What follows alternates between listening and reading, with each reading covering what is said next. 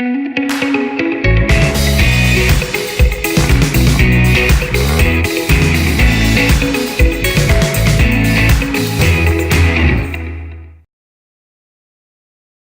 talk today, Standing Out, Brand Building for Your Firm.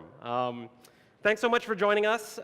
This has been my first ClioCon, and Shaheer's as well. It's been an amazing experience getting to connect with a lot of you today, and some folks that I saw last night are here in the audience. I'm really thrilled. So thank you all for coming to ClioCon this year. We are going to talk about, hold on, let's make sure this works. Here we go. I am Ernie Bin. I'm the Director of Product Design at Clio. My past has involved doing a lot of marketing and design work for companies like Starbucks, Nike, Electronic Arts, Lululemon. So I'm going to try to share with you a lot of the insights and tips that I have about creating a digital presence for yourself and creating a brand, like Melanie talked about in her keynote this morning. Hi, my name is Shabbir. I am a software developer at Clio, and as many of you have learned in the Clio labs, if I met you there, I'm responsible for actually developing the app.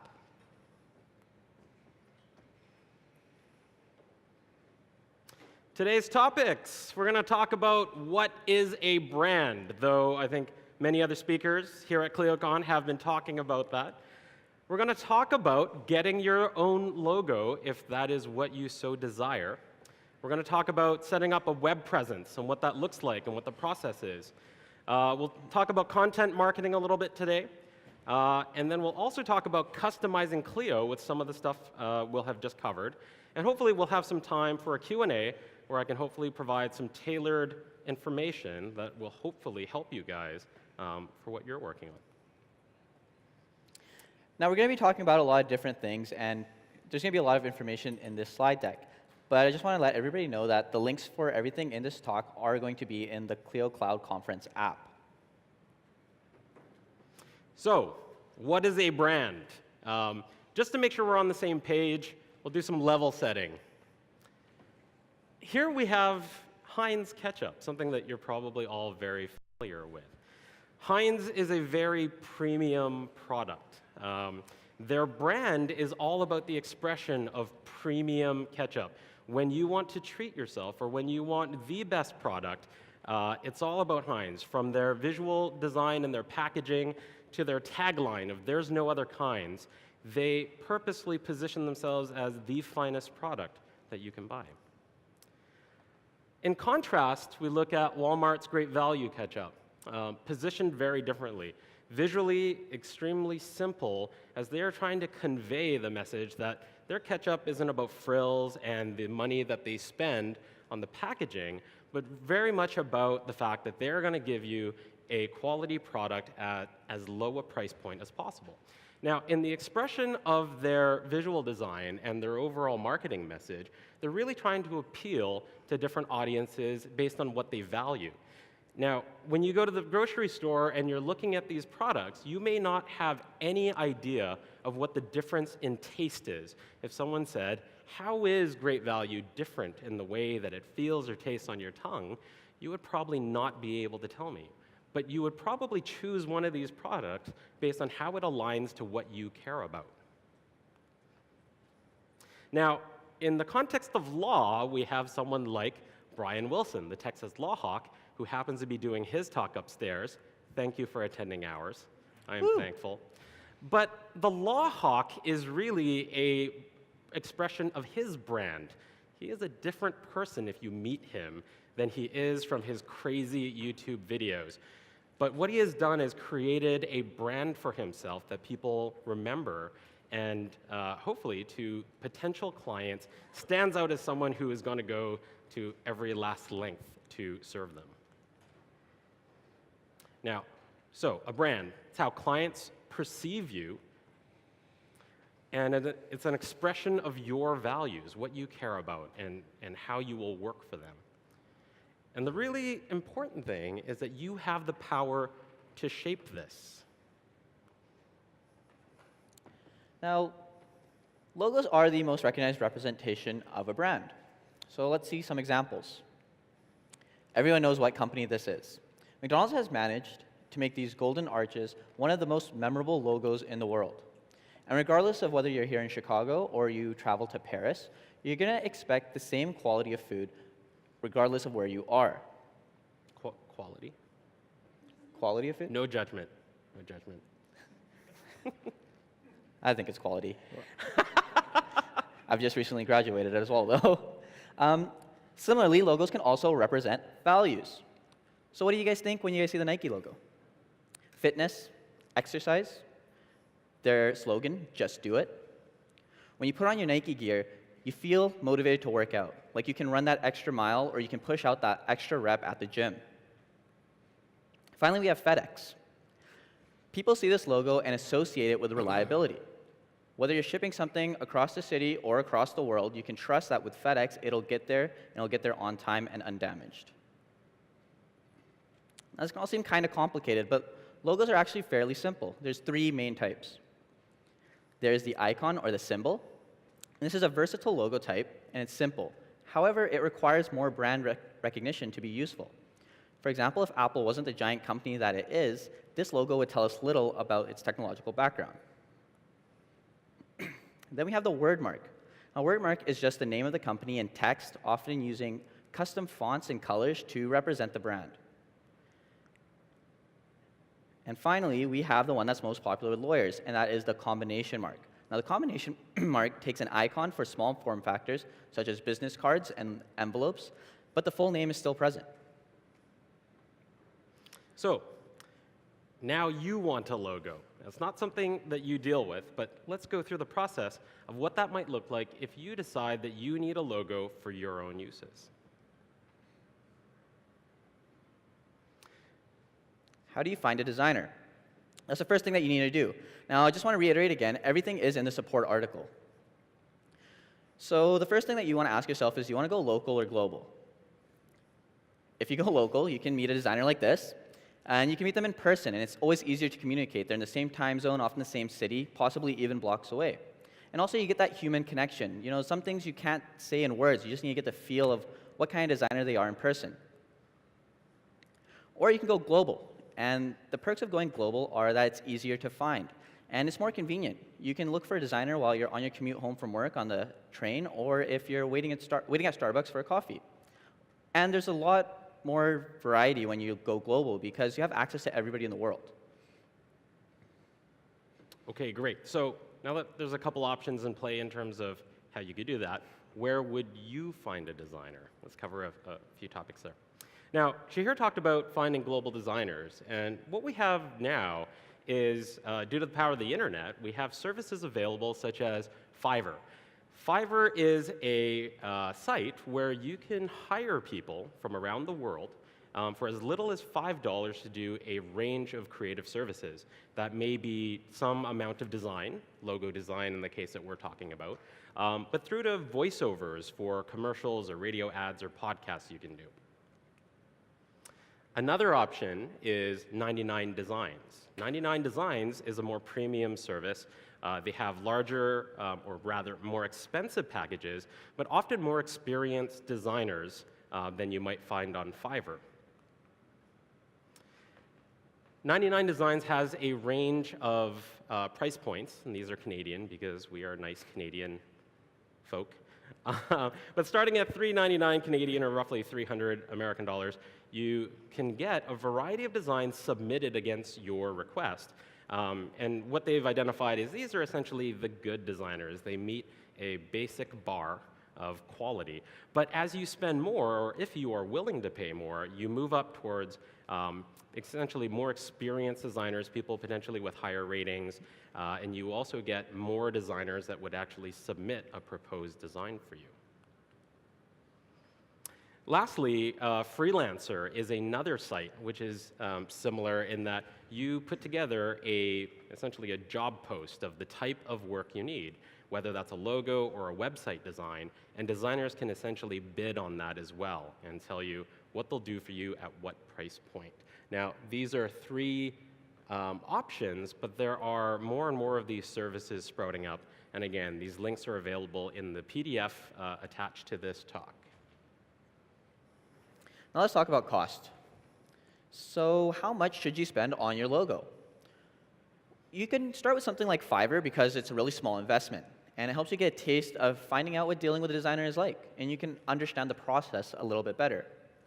And the logo is only $5, so if you find that it doesn't meet all of your needs, you can always go back and find another designer or service that can give you a more extensive product. So you know you want the logo, but what should you look for when you're picking your designer? Well, you want to see what their style of work is. You want to look at their portfolio. And you want to make sure that things in their portfolio are similar to what you want. For example, if you want to be a very serious corporate law firm, maybe hiring a cartoon artist might not be the best thing to do for your logo. Next, there are a few details that you want to pay attention to. And the first one is the number of revisions. I am extremely indecisive. So when I'm looking at a designer, I make sure that they have a lot of revisions or possibly unlimited revisions. Next, you want to get a vector file type. So when you're looking for somebody to make your logo, you want to look for somebody that can provide this vector. Now, for all of you that don't know what a vector file type is, it basically gives you a file that can be enlarged. So if you want something, say, on a billboard, you can use a vector file type, but you can also shrink that same image down to something small, like a business card, and it won't get all blurry like pictures normally do when you enlarge them. Also, this makes it easier to edit in the future, and if you need it for something else, a different file type, it can be easily converted. Now, if you can't get a vector file type, you're probably going to turn to a PNG. You're going to have options such as a PNG or a JPEG. These are just file extensions that I'll go into more detail about, but we recommend a PNG, and this is why. Now, right now, we have two pictures on the screen. One is a PNG and one is a JPEG. Now, on the white background, they both look great. However, if we go to a colored background, we can see that the JPEG has the white background, and that doesn't really look nice, especially if you're putting it on a website or a colored business card. Now, finally, if you are also going to get a PNG, you're going to have to deal with something called resolution. And a high resolution is what you want. So what is resolution? It's the physical size of the image. So here's another example. Right now, this image is low res, but it has a low resolution. But it looks fine because it's small. However, if we find that we want to blow it up, it gets blurry, the circle's jaggedy, and that's not something we want either. We're professionals after all. And finally, look at their profile. So what you're going to look for on their profile is things like ratings and response times. Even if somebody's a great designer, but it takes them months to get back to you, you might not want to go with them. Also, you want to review their testimonials and see how they are, how it is to work with them.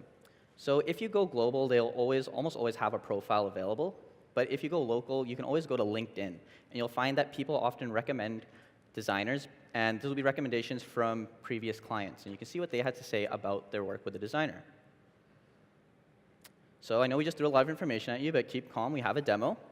We wanted to make sure that we could test what we were going to do. And it was simple. And we're not just, describing a process that doesn't actually work.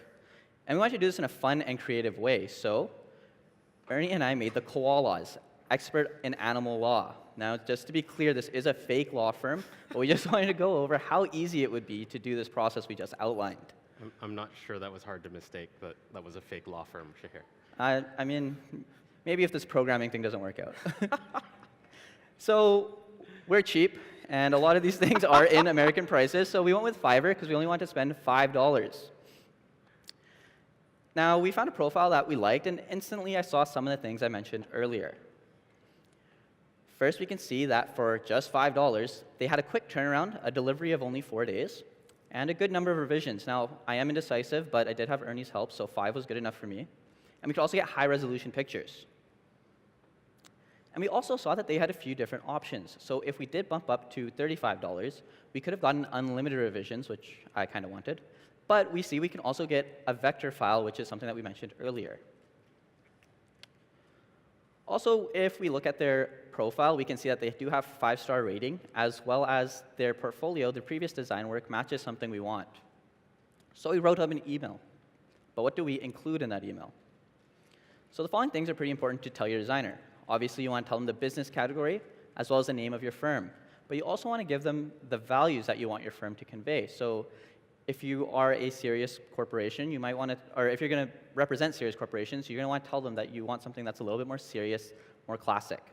And make sure you find some examples of what you want to see. So I just Googled law firm logos, and I picked out a few that I liked and sent them to the designer.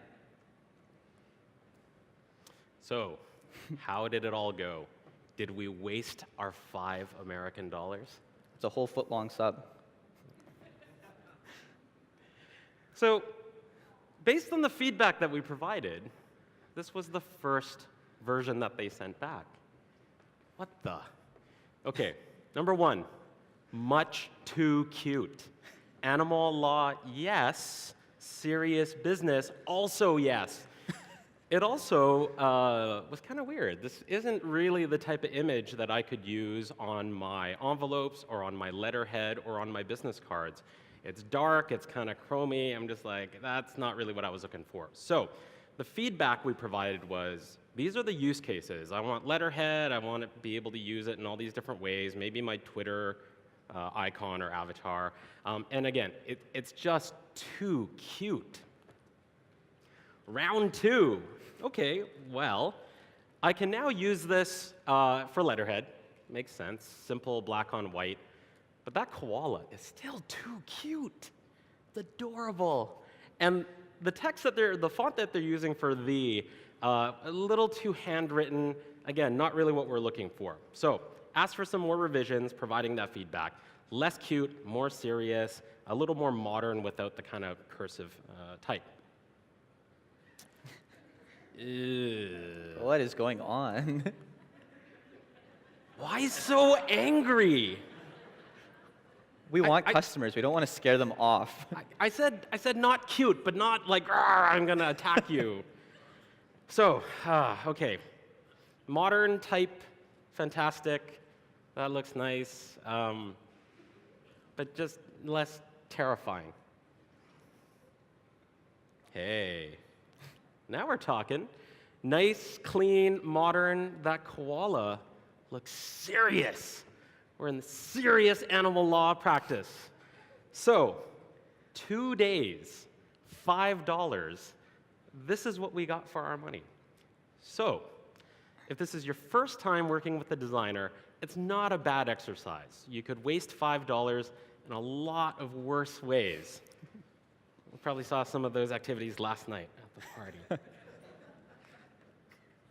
So, when you're going through this process and you're trying to provide that feedback to the designer, focus on the right tone. Does the logo that's been created for you match what you're trying to convey? And for some customers we have, they want something different. There's a firm called Think Pink Law, and they use pink in their branding, which is fairly non-traditional, but it's meant to convey a very different tone and kind of be a shake-up of what they feel the industry represents. Think about how you're going to use it. So really think about, you're going to use it on websites, billboards. What is the overall usage? And like I mentioned, with some of the services, they essentially will have packages where your designer may actually design the envelope so that you can take these straight to print at either a local printer or even an internet printer. Lastly, when you're thinking about a logo, you want to remember to keep it simple. You don't want an overly complex visual thing. It's going to complicate how you use it, but it's also just going to be visually distracting. So think about those areas. Now what? So we told you this was going to be about branding, and so far, all we've really talked about are cute koala logos. So what are you going to do with all this? Now, the top ways that people find their lawyer, number one, a personal referral from a friend. Somebody that they know will say, hey, I know a great lawyer. I'll hook you up. That's fantastic. Number two is the internet. Shock. So, our advice, make friends with everybody. If you know everyone, they will be able to refer you. This will scale really, really well. But if you're not good at making friends, there's another option. Get on the internet. For those of you old enough, this is from The Matrix. It's a terrible gag.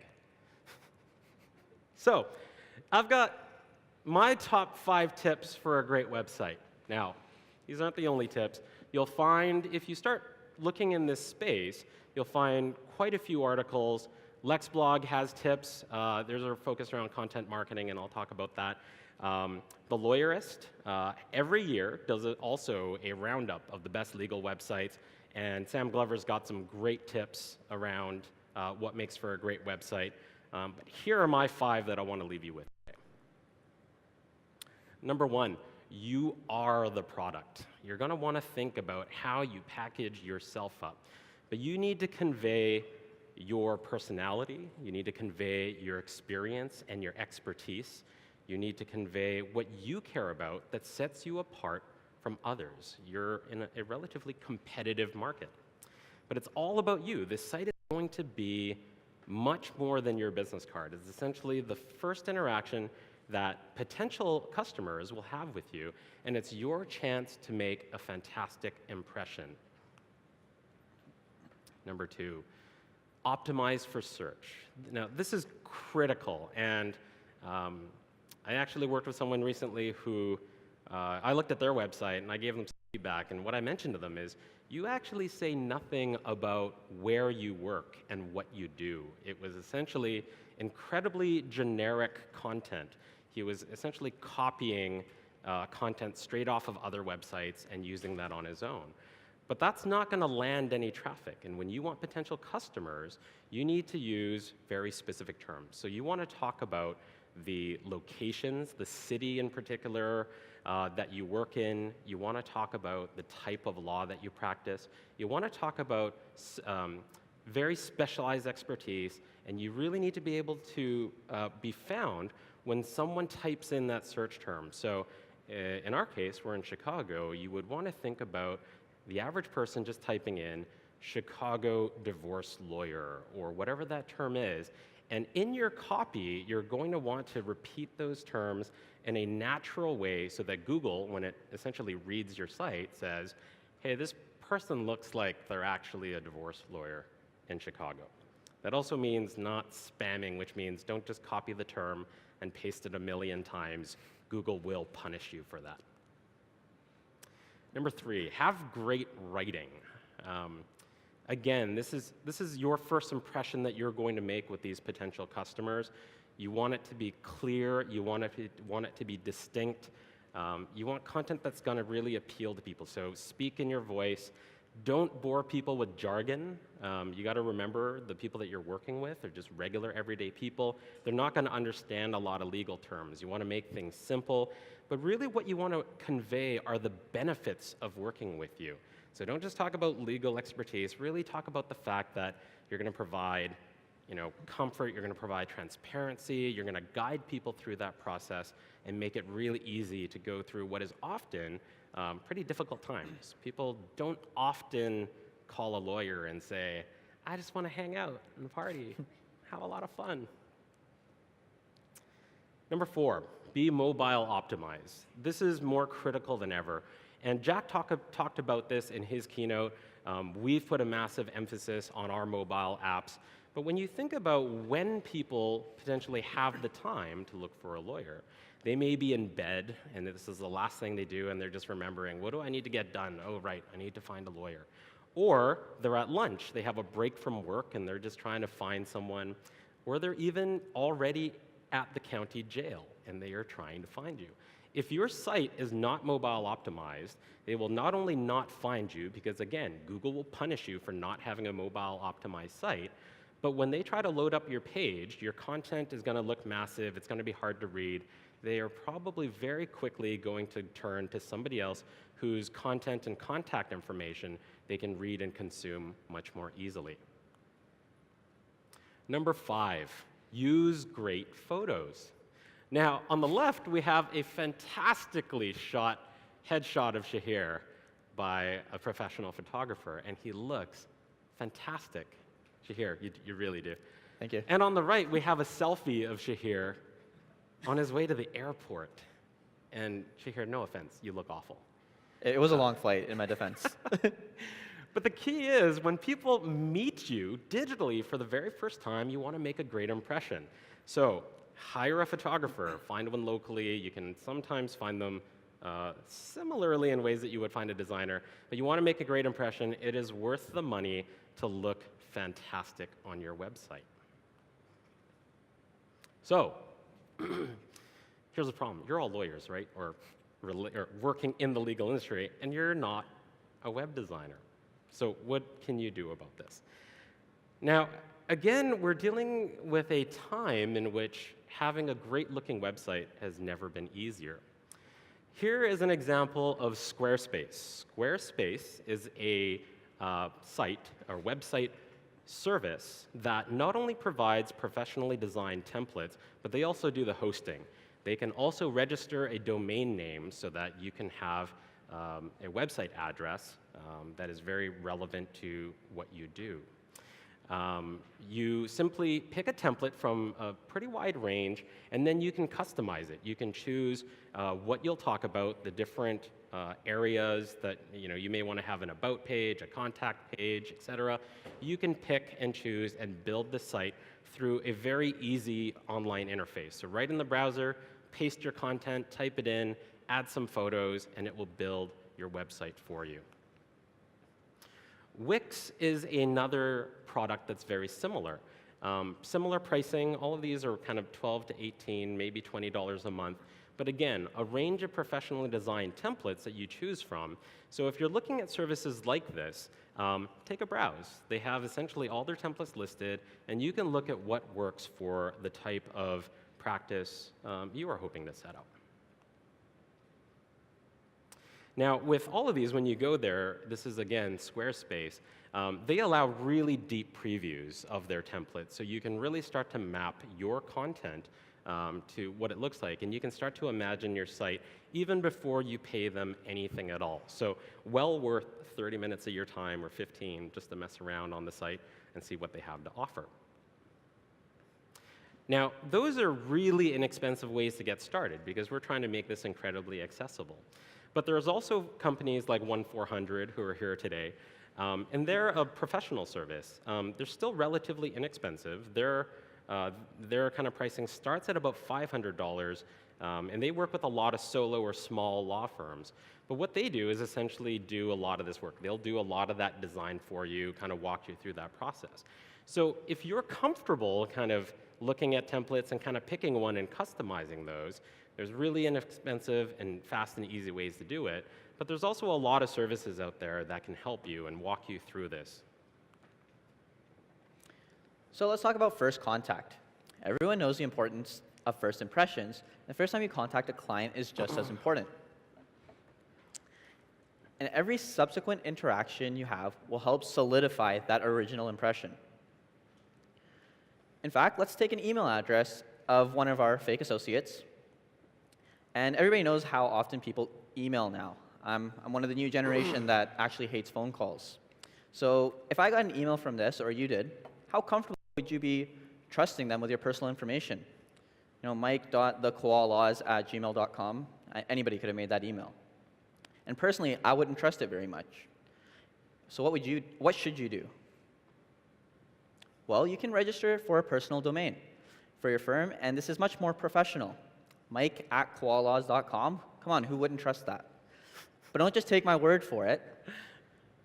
Small Biz Trends did a survey, and they found that 33% of people don't trust generic email addresses. Who would have thought? And additionally, 24% won't even share their personal information at all. Now, if that's you trying to send them a bill so you can get the money that they owe you, that's a pretty large percentage of people that aren't really going to trust the email. So how do you solve this? Register your own domain. Services like Office 365 can help. Starting at $5 a month, you can get a custom email address as well as other premium services such as calendars or OneDrive that can also be synced back to Clio.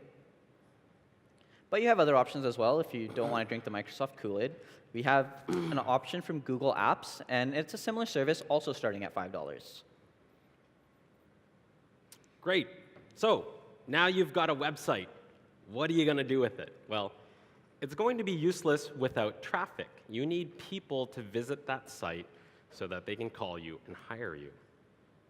So how about content marketing? Now, you guys have probably heard the term about content marketing. Content marketing, if you don't know, is essentially creating content of value, often in the way of writing or videos, that's going to drive interest and traffic. Now, we looked up what the most expensive Google keywords are in the US, and San Antonio car wreck attorney will cost the user, not the user, but the person who is paying for this, $670 per click. That's a lot of footlongs. That is a lot of cheddar. And that doesn't matter if they convert. If that user clicks on that link, you will pay Google $670. Now, legal terms can be very expensive. And so what we find is that when you're purchasing AdWords, you will probably increase traffic to your site for a short duration, pretty much for the duration of time that you're going to spend that money. So content marketing is a way for you to develop more organic traffic, and organic being not paid, a natural way for people to search and find your site. Now, content marketing can be done on platforms like Twitter and Facebook. They're actually really fantastic places to get started. They're completely free. They're really simple. And with Twitter, you can start with as few as 140 characters. And with Facebook, you can just make relatively simple updates. But you can really leverage the benefits of the platform, including being able to like or share, so that your network can grow with the tools that are built that you have to spend essentially no money working on. Another option is Lexblog. Now, if you think that you may take content marketing pretty seriously and do a lot of writing, because that's a skill set that you possess or someone in your firm may possess, Lexblog offers a really powerful platform for you to essentially do publishing. They do design, they do the whole setup, and they do the hosting. That starts at, there's a startup fee of roughly $800-something-ish, then moving to $99 a month or $199 and up. So they're a more premium platform. They are more expensive, but they do offer kind of a suite of services around like getting that website set up and helping you create that content marketing. I've noticed they have actually got a contest going on where you can win a year of free service, I believe. And they're just actually right outside this session. If this sounds like something you'd be interested in, you can consider entering their contest and seeing how you do in that 1 year of free service. Now, with content marketing, what you really need to focus on is creating value for your audience. You also want to establish yourself as an expert. So how might we do that? You may want to cover topics like changes in law. If you're going to be someone who is often posting about changes, advancements, and things that people might be able to take advantage of, excuse me, by blogging about this or posting to Twitter about this, people will find you to be an easier resource than having to actually look this stuff up all the time. So again, by doing the work that someone else doesn't want to do, you can essentially gather a following and traffic. You could also break down complicated legal processes into much more simplified things. So if you work in potentially patent law, maybe if you're writing articles about what that process looks like, and you make it really easy, when entrepreneurs or designers or engineers are coming up with these ideas, they're going to start searching like, how do I patent my invention? Your article might come up, and you may be a great resource for someone who has provided a lot of value, and hopefully you'll get that call. Now, how does this tie back to Clio, seeing as this is ClioCon? Well, Clio is flexible in that it allows you a lot of different places that you can customize your Clio experience. One such place is Clio Connect. As you can see in this picture, we've included our logo, the koalas, into our Clio Connect communication. And what that really does is it helps build our brand recognition and trust, because people are going to get more exposure to the logo that we created. That logo is amazing. It is pretty so good. I take full credit. So the steps to do this are fairly simple. First, we're going to go to the settings page. Then we're going to click on Clio Connect and Sharing in the bottom right corner. And here there'll be a new page, and you'll find at the bottom it says Upload a New Logo section. You click that, a box will pop up, and you can find your logo and upload it to Clio. Ta-da! Now it's that simple. All of your Clio Connect communication will now have your firm logo visible. But you can customize more than just Clio Connect. You can also customize invoices. You can customize a lot of different things in Clio and the invoices, such as logos, colors, and even the information that shows up. But where do you do this? We'll start on that same settings page, but this time we're going to click on billing. On this bill settings page, we can upload our logo just like we did for Clio Connect. And then we'll click on the Bills Theme subtab. And here, it'll show us all the various bill themes that we have for our firm. Now, you guys might have more bill themes, and if you do, they'll show up here. For the account that we were using, we only had one. So you click on the bill theme that you want to edit, and it takes you to this page where you can customize a lot of different things. Now, more details on how to edit all the various sections can be found in the Clio support articles, but you're also welcome to call Clio customer support at any time and get help changing exactly what you want to change in your invoices. But let's walk through a few of the common things people change. So we'll start with the basic bill theme. It's a really good build theme, but we can tailor it better for our clients. So first off, let's add the logo that we spent a whole $5 on. So we added that in, and again, this is going to help build brand recognition. However, the colors are blue, and koalas are not really blue. So how about instead we change that to gray? Now see, just by doing something subtle like that, we can help tie the whole brand that we're trying to build. We can tie everything in our invoices to better reflect the brand that we're trying to build. Okay, gear down, big rig. Color can be a tricky topic. Now, color may be a really cool way for you to express some of your brand personality and yourself in your bill themes. But you can also create horrific train wrecks, like the example on the right there. That was me. That's my work. You're the worst. The great thing is, like with many of the things we're talking about, there are some really easy and free or low-cost ways of helping yourself. This is a site called Coolors. Now, Coolors is a tool that helps you generate color palettes that work well together. So if you're not a designer, and I understand many of you in the audience are not, a tool like Coolors is going to let you explore a range of either predefined palettes or allow you to customize very simply. You essentially click a bunch of buttons, and you see very nice colors come together. That also gives you, at the bottom, are essentially the color coding that you can either share with your designers so that they know how they may want to integrate that into your logo, or be the color codes that are used in our bill themes editor in Clio itself.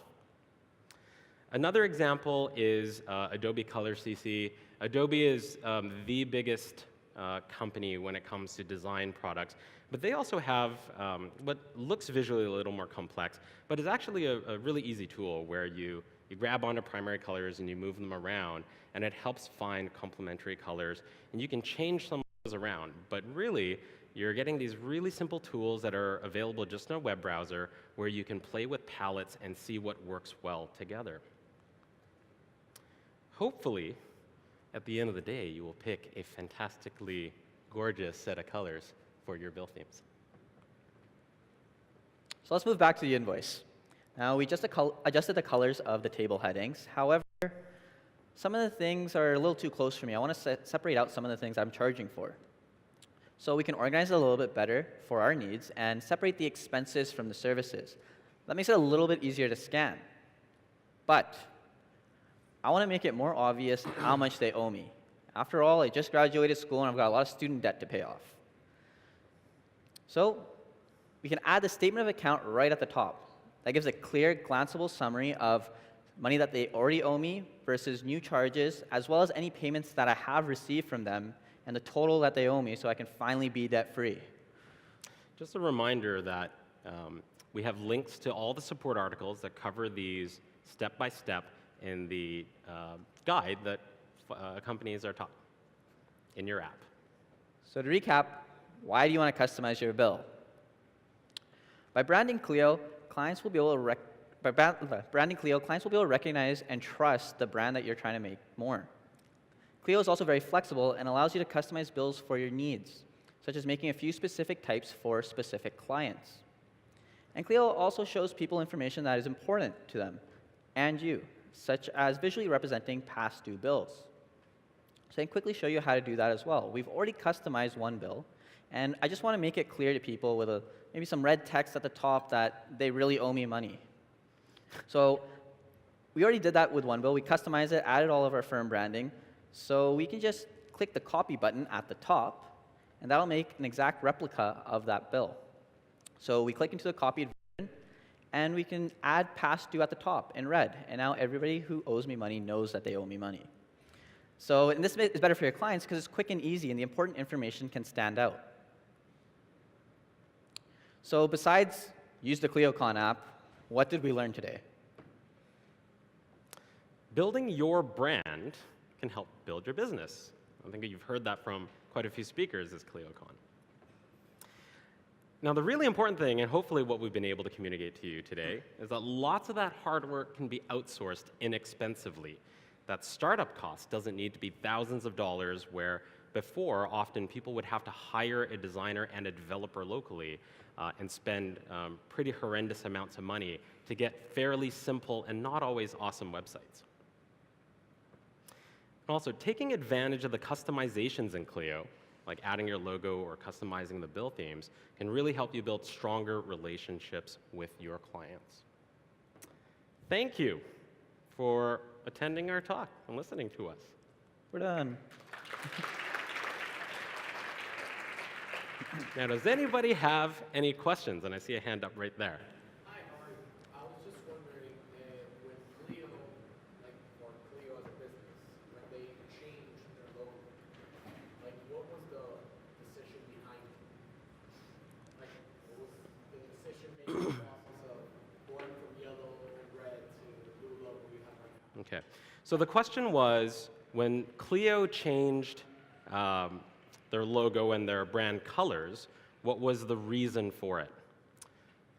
Yellow looked horrendous. That's part of it. Yeah, so when you look at colors, colors essentially communicate different things. And when you look at the whole color palette, there's essentially color theory, and you could look up what every color essentially helps a user understand. Blue is incredibly popular in a lot of trust industries: insurance, banking, police, and their uniform colors. They're all blue because it's a very traditional color for trust. Now, the move from yellow, and I came to Clio after the yellow had already changed, but that yellow is often referred to as, I think, baby puke yellow. That just wasn't the vibe that we wanted to, our values weren't about baby puke, they're about trust. So that's a huge part of it. Now, that move took a bit of time and took a bit of work, but the customer feedback was also significantly better in that the interface was much more pleasant to look at.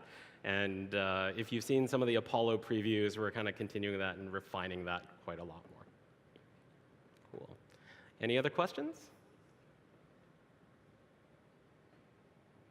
Last chance? All right. Thanks again. Hope you guys have had a fantastic ClioCon. Thanks for attending our talk.